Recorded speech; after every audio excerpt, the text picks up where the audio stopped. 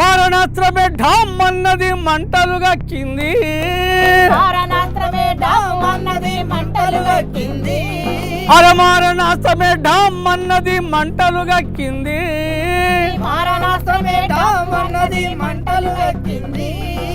గురి తప్పింది చిలకల గుట్ట కూరికి గుద్దుకుంది. పక్కల ఎక్కడ చూసిన పట్టాలలో ఆకలి మంటలు, చుట్టుపక్కల ఎక్కడ చూసిన పట్టాలలో ఆకలి మంటలు, చుట్టకపోయిన పేగులన్నీ తట్టి లేపుతున్నాయి, కుస కొట్టి లేవమన్నాయి.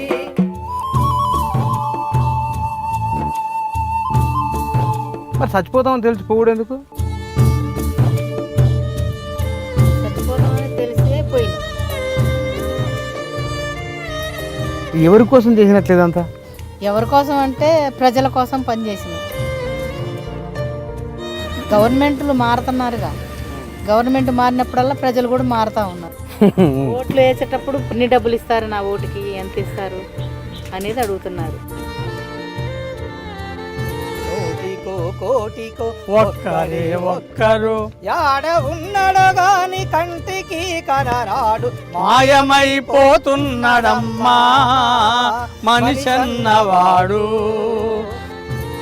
పోయినోళ్ళు పోయినట్టు ఎన్కౌంటర్లో పోయినోళ్ళు ఉన్నారు, భూస్వాముల గుండాలు దాడిలో చనిపోయిన వాళ్ళు ఉన్నారు. ఇప్పుడు మీ 50 సంవత్సరాల జీవితంలో వెనక్కి తిరిగి చూసుకుంటే ప్రయోజనమా, కష్టమా, నష్టమా ఏం కనబడుతుంది? ఎక్కువ ఏ పాలు ఎక్కువ ఉన్నాయి? కష్టాలు ఉంటాయనే కదండి ముందు పోయింది. దీంట్లో కష్టాలు ఉంటాయనే దాంట్లో దిగాం. ఇంకా వేరే దాంట్లో ఎతకడానికి చూడటానికి ఏం లేదు. భారతదేశంలో రామాయణ, భారత భాగవతాలు పాటలు, పద్యాల రూపంలో ప్రజల జీవితంలో ఒక భాగం. ప్రపంచంలో ఎక్కడా లేని విధంగా తెలంగాణకు పాట ప్రధానమైంది. పాట కేంద్రంగా కొన్ని తరాలు ప్రభావితమైనవి. పాట కేంద్రంగా తెలంగాణ సమాజం ప్రపంచానికి ఆదర్శంగా నిలబడింది. పాట కేంద్రంగా మట్టి మనసులు వీరోచితమైన పోరాటాలు చేసిన చరిత్ర తెలంగాణ సొంతం. 40-50 సంవత్సరాల పాటు పాటనే ప్రాణంగా బతికిన ఒక కుటుంబం ఉంది. ఆ పాట చుట్టూ అల్లుకున్న జీవితం ఉంది. ఆ జీవితాన్ని పంచుకున్న జంట ఉంది, ఆ కుటుంబం ఉంది. ఆ కుటుంబాన్ని నేను మీకు పరిచయం చేస్తాను. అరుణోదయ నాగన్నగా, పాటల నాగన్నగా, వివిధ రకాల పేర్లతో ప్రజలు ప్రేమగా పిలుచుకునే వ్యక్తి, నాయకుడు, కళాకారుడు నాగన్న గారు, వారి సతీమణి, వారి కుమారుడు. మీకు ఈ ఏరియాలో నేను హైదరాబాద్ నుంచి ఇక్కడికి వస్తున్నప్పుడు అక్కడక్కడ టీ తాగినప్పుడు అక్కడ కొంతమందితో మాట్లాడినా మీ పేరు చాలా సులభంగా చెప్పేస్తున్నారు. చాలామంది తెలుగు సమాజానికి అంటే ఎక్కడెక్కడ మీకు కొన్ని పరిచయం ఉందో ఒక మోర్ పాపులర్గా మీరు కనబడలేకపోయిన తెర మీద కారణం ఏమిటి? మీరు మీడియాకు దూరంగా ఉన్నారా, లేకపోతే కనుక కోరుకుండేరా ఏంటని అట్లా అర్థం? మీ దగ్గరికి ఎవరు రాలేదా? ఇంతకుముందు టీవీలు రాకముందు మనకి పరిచయం లేదు, అవకాశం కూడా లేదు. అట్లా నేను పాడుతున్నంటే నేను పాడే జనం వాళ్ళు వినటం వరకే, కానీ వాళ్ళలో కూడా ఇట్లాంటి వాళ్ళని కలిసి మీడియాని తీసుకొచ్చి ఇది ప్రచారం చేద్దాం, ప్రపంచానికి పంపుదాం అనే ధ్యాస వాళ్ళకు లేదు. ఈ రెండింటి కారణంగా నేను ఉద్యమంలోనైతే ఉన్నా పోయిన కాడి నుంచి.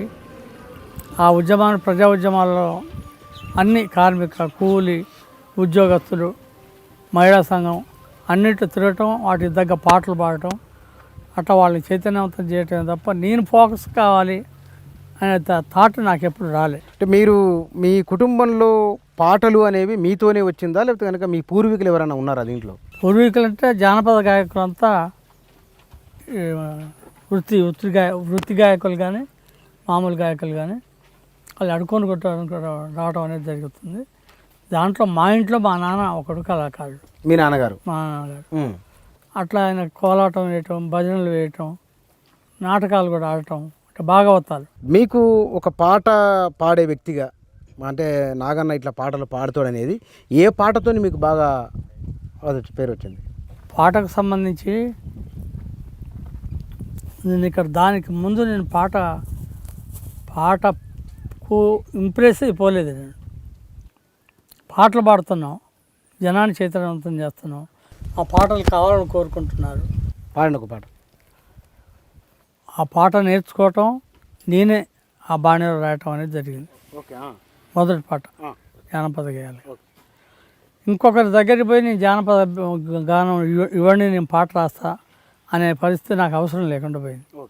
అందరి నేను పాడేవాడు. ఎన్నేలాకొచ్చిన ఈ జొన్నల బళ్ళో దారిలో జొన్నల బళ్ళో దారిలో పెద్దన్న నాకొక్క పెయ్యనిచ్చిండో దారిలో పెయ్యనిచ్చిండో దారిలో పన్న నాకొక్క నాను పెట్టిండో దారిలో నాను పెట్టిండో దారిలో చిన్నన్న నాకేమో చీర తెచ్చిండో దారిలో చీర తెచ్చిండో దారిలో.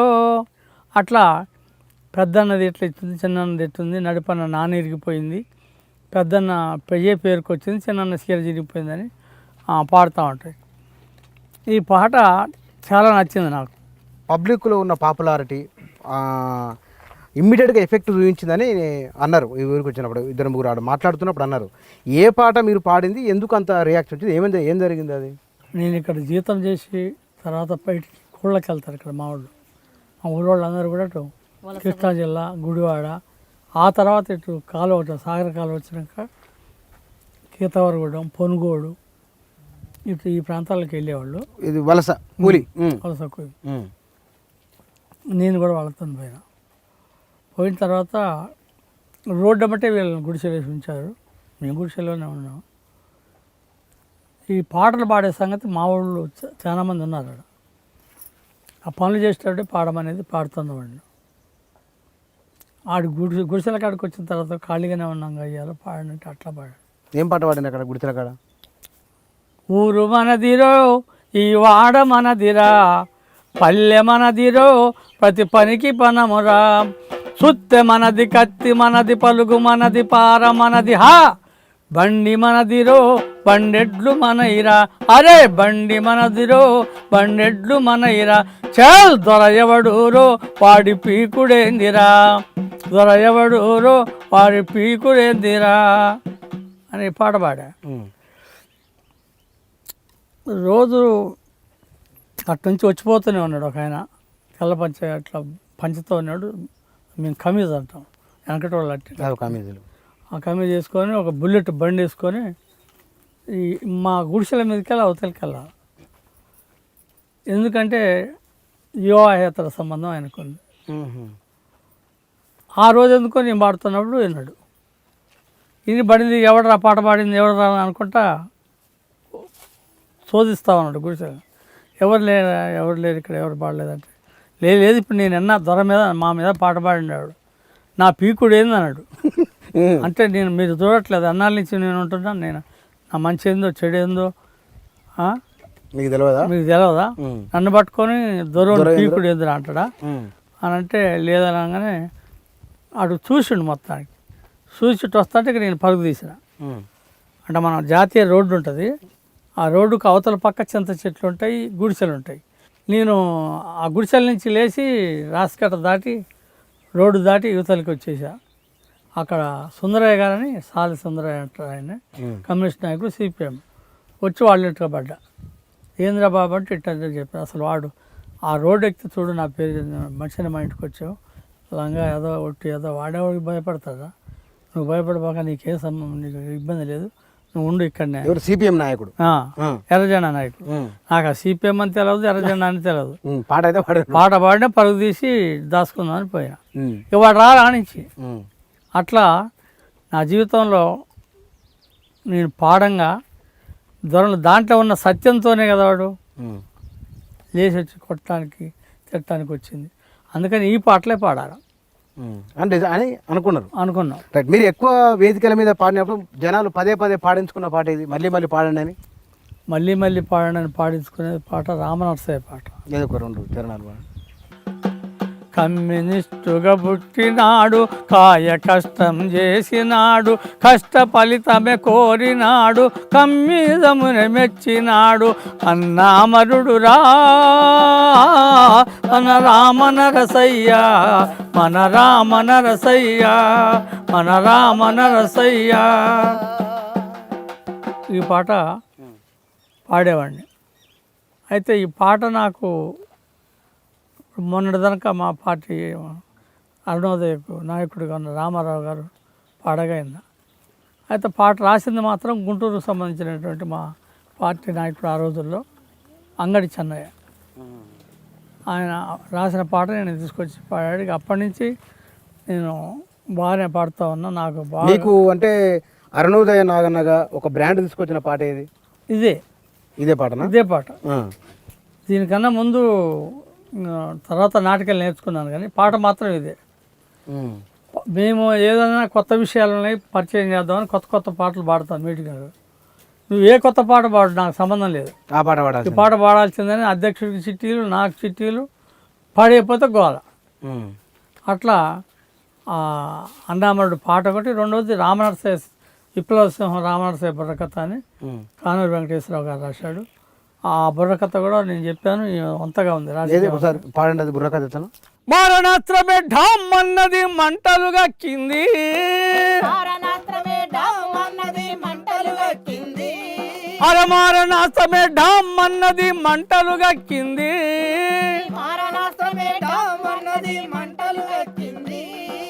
గురి తప్పింది చిలకల గుట్టకు ఉరికి గుద్దుకుంది.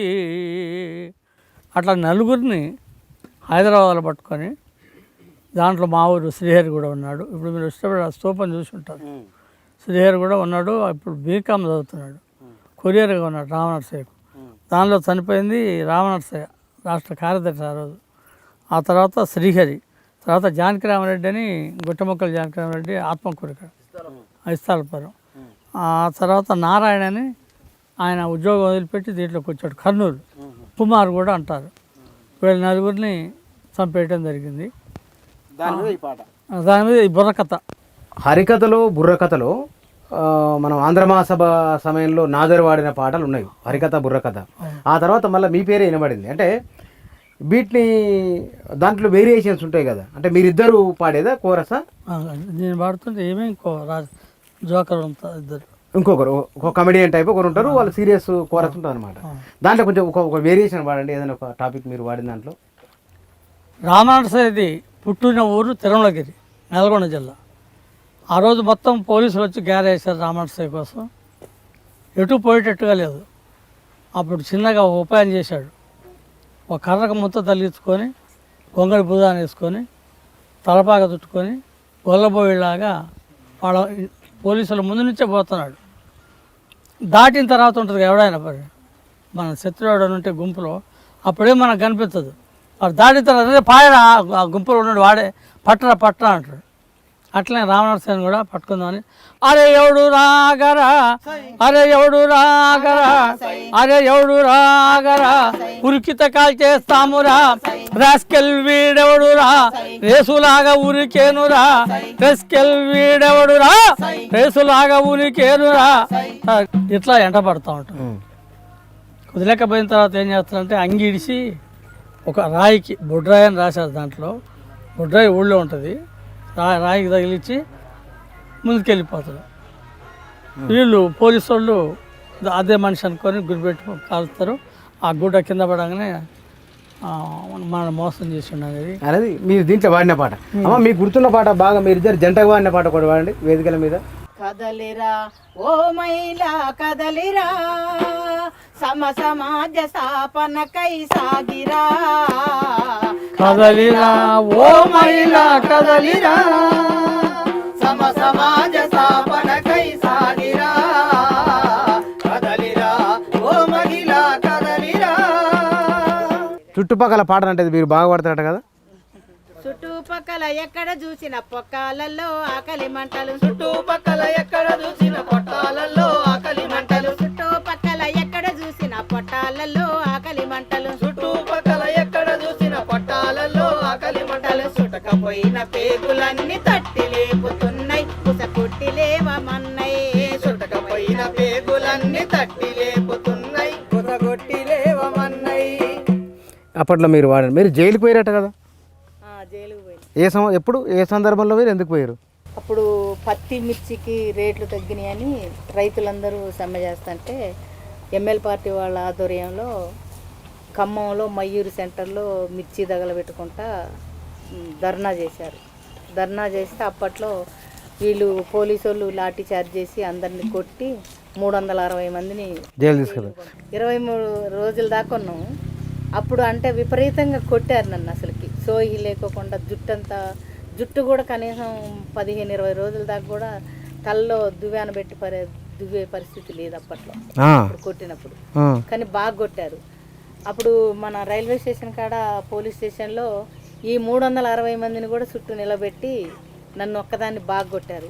3 కానిస్టేబుల్, లేడీ కానిస్టేబుల్ 3 కర్రలు ఇరిగేదాకా కొట్టారు. కొట్టింది కదా. మీ జీవితం మీద ఏమైనా పాట రాసుకున్నారా?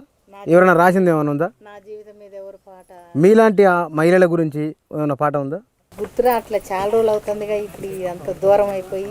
అదే ఇదంతా ఏంటంటే ఒక 40 సంవత్సరాల జీవితం, 40-50 సంవత్సరాల జీవితం. ఈ 50 ఏళ్లలో తెలుగు సమాజంలో చాలా మార్పులు వచ్చినాయి, రాజకీయ పార్టీల్లో మార్పులు వచ్చినాయి, కమ్యూనిస్టు పార్టీలు ఈ మెయిన్ స్ట్రీమ్ పాలిటిక్స్ కంటే అవతల ఉన్న అన్నిట్లలో మార్పులు వచ్చినాయి. కాబట్టి బహుశా వాళ్ళ కొన్ని గుర్తున్నాయి, కొన్ని గుర్తులేవు. మీ నాన్నగారు కోలాటం వేస్తున్నారు కదా, గుర్తున్నాయి అవి? కొమ్ముటేనుగల 5 గూడి తుమ్మాలెమ్మడి తిరిగేరా, కొమ్ముటేనుగల 5 గూడి తుమ్మాలెమ్మడి తిరిగేరా, అరే కొమ్ముటేనుగల 5 గూడి తుమ్మాలెమ్మడి తిరిగేరా, కొమ్ముటేనుగల 5 గూడి తుమ్మాలెమ్మడి తిరిగేరా, తుమ్మాలెమ్మడి తిరిగేరా, అరే తుమ్మాలెమ్మడి తిరిగేరా, తుమ్మాలెమ్మడి తిరిగేరా, తుమ్మాలెమ్మడి తిరిగేరా. ఇది జొన్న పీకుడు అంటారు ఆ కోలాటాన్ని. మా నాన్నకు వచ్చిన దాంట్లో 3 రకాలు ఉంటాయి, దాంట్లో ఇది ఒకటి. అట్లా ఏదో చర్ల బర్రెల దోరి కొమ్మలకు బేరం పెట్టిందని ఇంకే ఉంటే ఇంకో మీ నాన్నకు 3 తెలుసు కదా, ఒకటి ఇంకా 2 ఏమో ఇంకే అన్ని పాటలు అయ్యే. ఇది రిధం మారుద్ది, ఓకే, తిరగటం మారుతా. ఇప్పుడు మీరు ఫస్ట్ అరెస్ట్ అయింది ఎప్పుడు? 76 అంటే ఎమర్జెన్సీలోనా? ఎమర్జెన్సీ. ఏం చేస్తున్నారు అప్పుడు మీరు? నేను ఇక్కడ మేకలు కాస్తున్నా.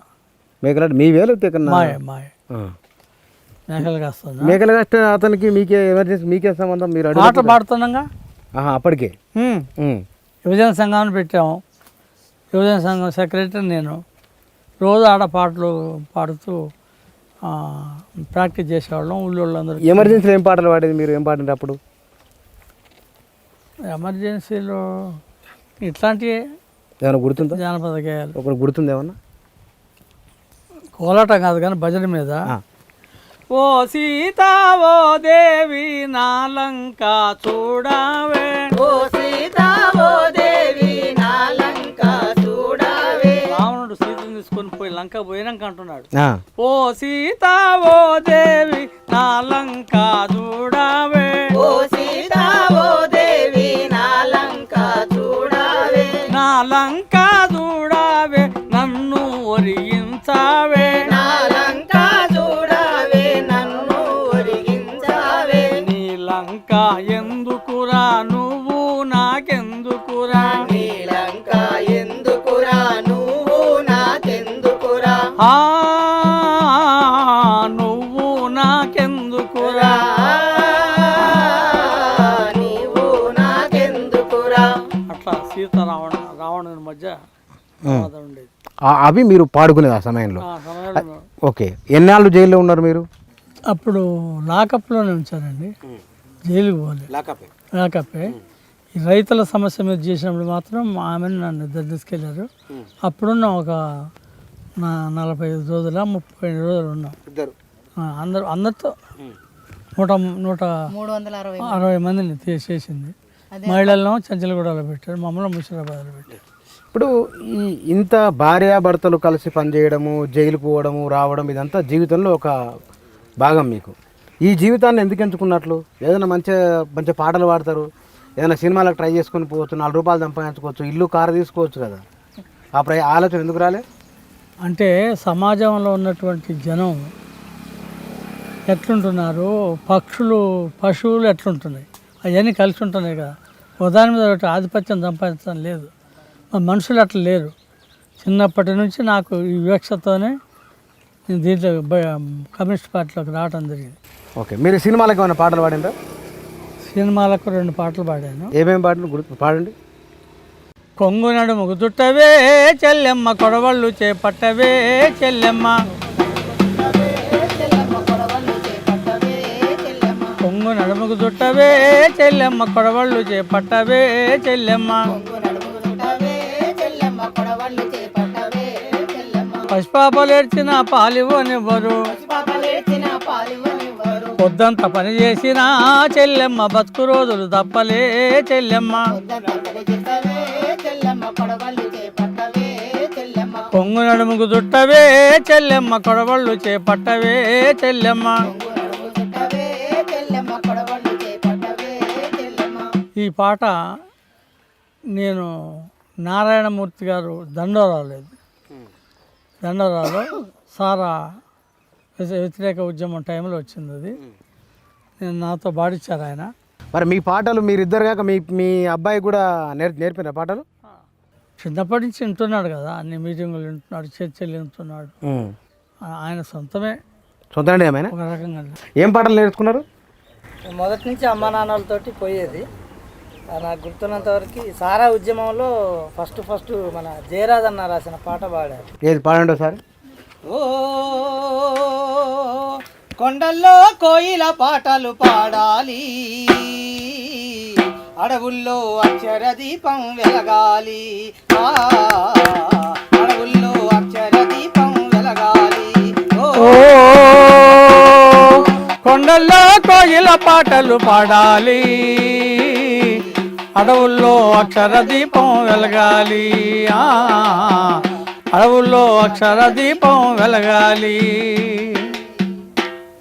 ఈ పాటతోటి నా ప్రస్థానం స్టార్ట్ అయింది. ఇప్పుడు మీ 50 సంవత్సరాల జీవితంలో వెనక్కి తిరిగి చూసుకుంటే వ్యక్తిగతంగా మీకు జరిగిన ప్రయోజనమా, కష్టమా, నష్టమా ఏం కనబడతాయి? ఎక్కువ ఏ పాలు ఎక్కువ ఉన్నాయి? కష్టాలు ఉంటాయనే కదండి ముందు పోయింది. దీంట్లో కష్టాలు ఉంటాయనే దాంట్లో దిగాం. ఇంకా వేరే దాంట్లో ఎతకటానికి చూడటానికి ఏం లేదు. పోయినోళ్ళు పోయినట్టు, ఎన్కౌంటర్లో పోయినోళ్ళు ఉన్నారు, భూస్వాముల గుండాలు దాడిలో చనిపోయిన వాళ్ళు ఉన్నారు. అట్లాంటప్పుడు ప్రజలు మాకు దూరం అయితే మేము ఆలోచించుకోవాల్సి ఉంటుంది. ప్రజలు మా దగ్గరే ఉన్నారు, ఇంకా దగ్గరికి వస్తున్నారు. మేము అంతా తిరగలే, అంత ప్రచారం చేసింది లేదు. దేశం అంతా ఆధిపత్యం కింద ఉన్నటువంటి ఈ ప్రజలంతా కూడా వీళ్ళని చైతన్యం చేసిన నాడే వాళ్ళ మీద జరిగే దోపిడీ పోవడానికి కారణం ఉంటుంది.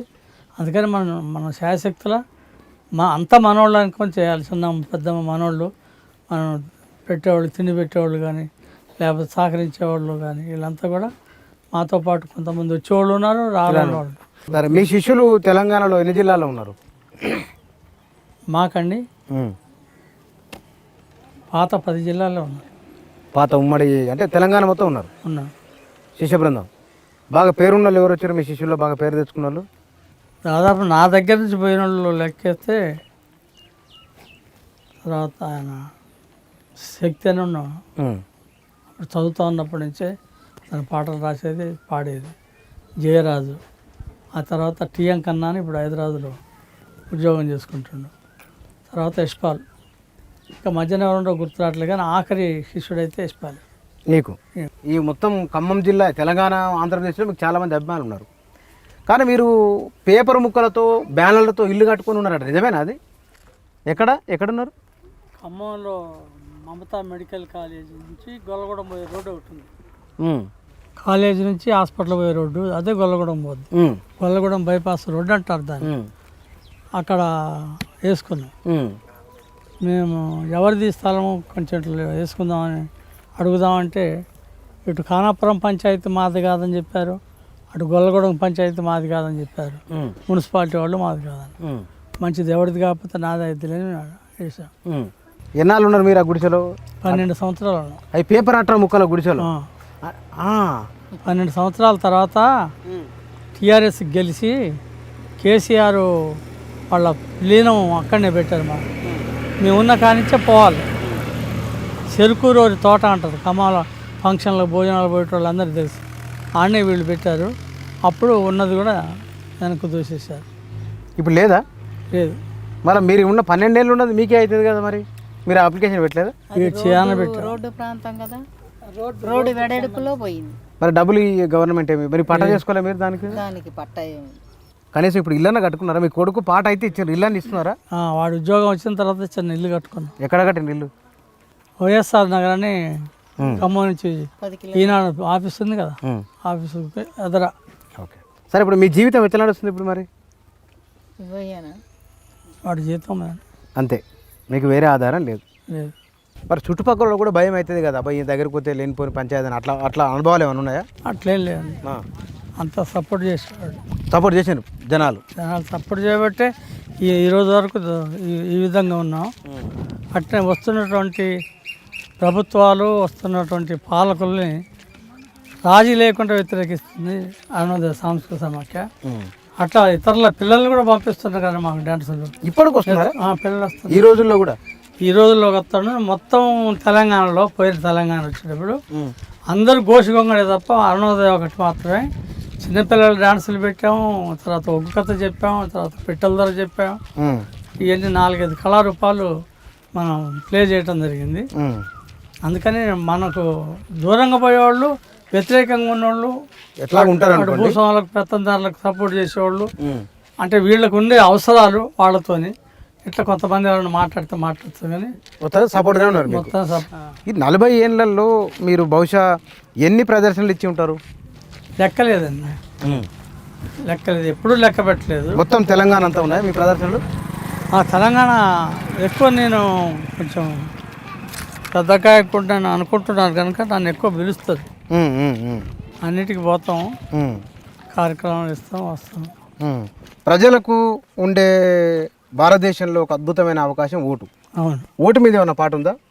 దొంగలు లంగలు లఫంగులే నాయకులై, వ్యర్థులు అసమర్థులు నీచ నికృష్టులే పాలకులై, 6 దశాబ్దాల అందాలవో స్వతంత్రమా, సిరులు సంపదలుండి కడుపెండు దేశమా,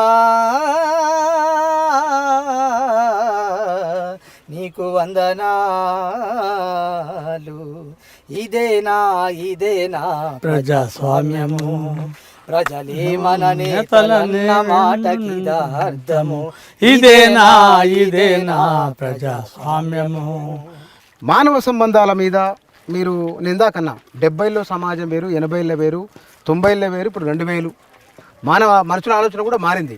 ఈ మార్పు మీద, మానవ సంబంధాల మీద ఏమైనా పాటలు ఏమైనా ఉన్నాయా? మీ శిష్యులు రాసినాయి కానీ ఎవరు రాసిన, మీరు పాడినవి గుర్తున్నాయి? మాయమైపోతున్నడమ్మా మనిషన్నవాడు, ఓ మచ్చుకైనా లేడు చూడు, మానవత్వము ఉన్నవాడు, 100కో కోటికో ఒక్కరే ఒక్కరు, 100కో కోటికో ఒక్కరే ఒక్కరు, యాడ ఉన్నడు గాని కంటికి కనరాడు, మాయమైపోతున్నడమ్మా మనిషన్నవాడు, ఓ మచ్చుకైనా లేడు చూడు, మానవత్వము ఉన్నవాడు.